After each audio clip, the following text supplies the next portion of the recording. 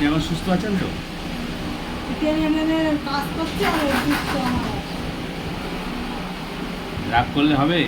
মায়ের উপর রাগ করে কেউ? আপনাকেও টেনে টেনে বেরিয়েছে আপনার মা ছোটবেলায়, এখন মা বয়স হয়েছে আপনি টেনে টেনে বেড়ান, কি আছে? একই ব্যাপার তো। আর মনে করেন আপনার শরীরে মেয়ে, টানে না তো, হ্যাঁ, শরীরে টানতে পারেন না তো। তার জন্য তো আমি রয়েছি, শরীর টানানোর জন্যে। একদম মোটা হবেন, শরীরে টানে না। পেছনে নিয়ে আসবেন, আপনাকে মোটা করবো কিন্তু। আমি আসবো আপনার কাছে। মোটা হতে হবে কিন্তু, মোটা হলে অন্যরকম দেখতে হয়ে যাবে, সুন্দর হয়ে যাবেন।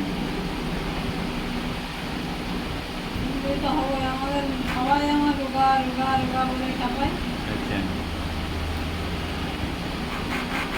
সবাই। বাড়ি গেলি শুধু মামা আসবে। হ্যাঁ, বাড়ি গেলে আমার কথা না মেয়ের কথা? আমার কথা তাও ভালো, আমার কথা মনে করবেন। তাহলে খেতে খেতে যদি কখনো ভীষণ খাই, তাহলে মনে হবে আপনার মা মনে করছে আমাকে।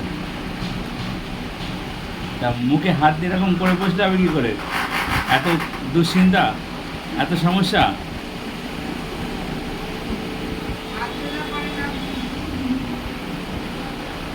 মা হলো সুনিতার মা। সত্যি মা সবাই তো ব্যাক করে চলে এসছে, দেখেছেন?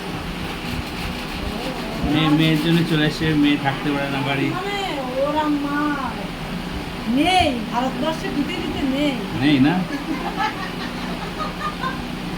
একদম দেখেছেন, ছেলে বৌমা নাতি স্বামী সব ত্যাগ, মেয়ে অন্তর।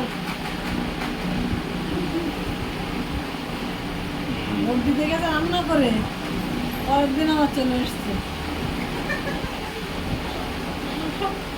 মানে রান্না এখান থেকে রান্না করে ভোট দিতে গিয়েছে, আর ভোট টোট দিয়ে আবার চলে এসছে। পরের দিন সকালবেলা এসে আবার রান্না খাচ্ছে। ভোটের পরের দিন এসে আবার রান্না করছে। হ্যাঁ? এবার ভোটটা না দিলে আবার ভারতের বাইরে পাঠিয়ে দেবে, ওই জন্য ভোটটা দিতে গিয়েছে। আমার মা, কি মা, আমি তো বলি না, তোমার মতো কপাল। আপনার মাও ভালো। আপনার মা কি কোন অংশে খারাপ? না, ভালো বলছে কিন্তু টান আছে। আপনার আমি আপনার এসেছে তাই কি জানেন না, শুধু বলছে বাড়ি থেকে কি হচ্ছে, কি হবে, এই হবে, ওই হবে, এইসব। হ্যাঁ, বাড়ির প্রতি একটা টান আছে, এটা থেকে যায়, কারণ ছোটবেলার থেকে ওখানেই তো, মানে শ্বশুর বাড়িতেই। আর কি বলেন তো, যদি আলাদা থাকতো তো কোনো ব্যাপার ছিল না, জয়েন্ট ফ্যামিলি তো একটু এটা সমস্যা। সমস্যা।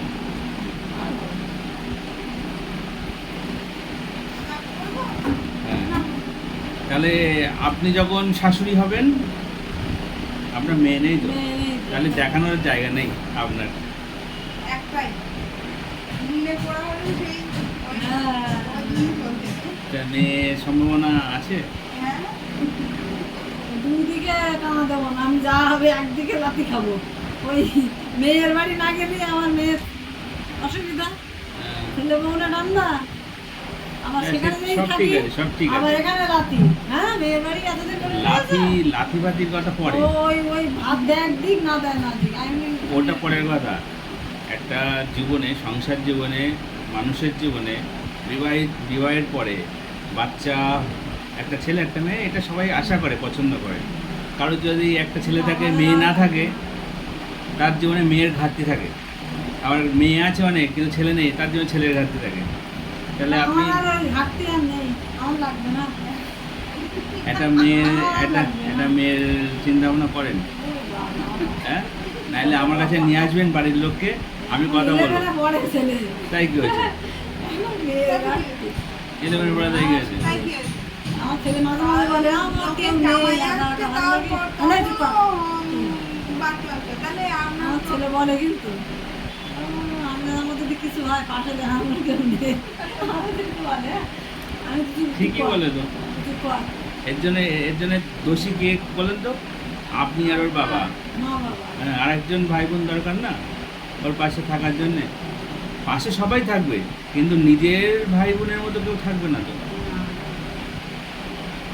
সবচেয়ে আপন হচ্ছে নিজের ভাই বোন, আবার সবচেয়ে শত্রু নিজের ভাই বোন। নিজের ভালো। কিন্তু শত্রু হলেও কোনো কিছুতে আগে ভাই বোনই আগে আসবে, নিজের রক্তের টানাটা কতই থাকে। শত্রু। তা এখন আপনাকে আমি বোঝাতে পারলাম? একটা ছেলে একটা মেয়ে দরকার আপনার, একটা মেয়ের চিন্তা ভাবনা নেন। ঠিক আছে, বাড়ি গিয়ে চিন্তা করবেন, এখন আমাকে না মাথা নাড়াতে হবে না। পারবো না, আমার যে যা বলে বলুক, আমার যারা বেলতলায় আর যাবে না